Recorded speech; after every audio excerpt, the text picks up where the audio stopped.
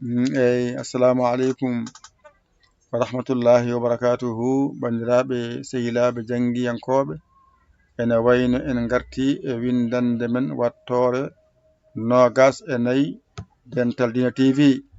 Hande kadi eɗen janga ko wiyete mim. Hayɗo ko mimarak wonɗo, ko jangete e mim e hewde, ala ko woni hen so wona mim walla mimarak. Ari ardi Qur'ana o dow ha less, ala ko woni toon so wona mim walla mimarak. Ari ardi fof noon ko min tan woni ɗon. Wadde ɗum so wayini tan mimarak. So a honi hoore bindol ko ni windirte, wiyete ko mim. Hakkunde bindol ko ni windirte, ko mim. So woni sara bindol wiye mimarak. Ta jangoyi ba siñiije mimarak a yomoni ko wattande woni ɗo. Alamunde hay goto. A jangoyi makki yawmiddini, yawmi o ay ko ni alamunde hay goto ni way.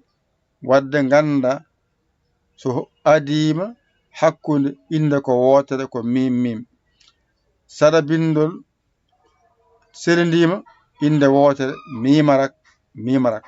Wadde a faami ala ko woodi so wona mim, ala ko woodi so wona mimarak.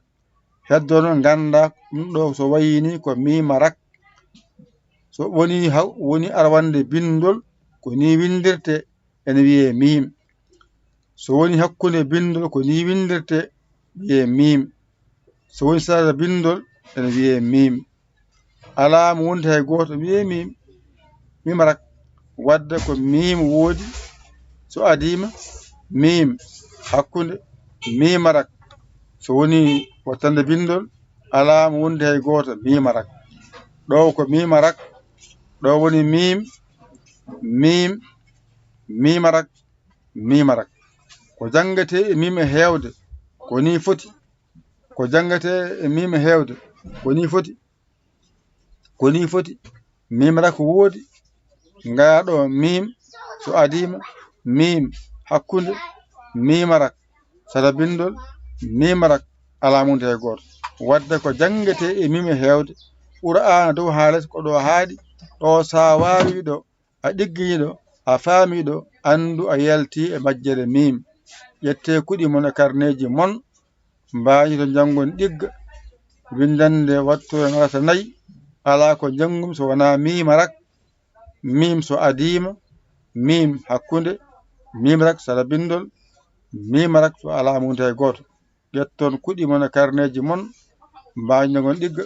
On gayni on dawi on keeɓi kebnon 77 906 14 81 mbaɗon balle mon e jingare mon. To ɗum ɗo nani on gandi on paami. Wadde en kaali ɗo mimarak ɗo haaɗi. Ƴette kuɗi mon e karne mon mbañi ɗon ɗum mbawon ɗum ɗigga. Ko musidɗo mon giɗo mon sabu Allah, Yaya Ali Kow Sénégal. Alhamdulillahi rabbil alamin. On jarama, wassalam.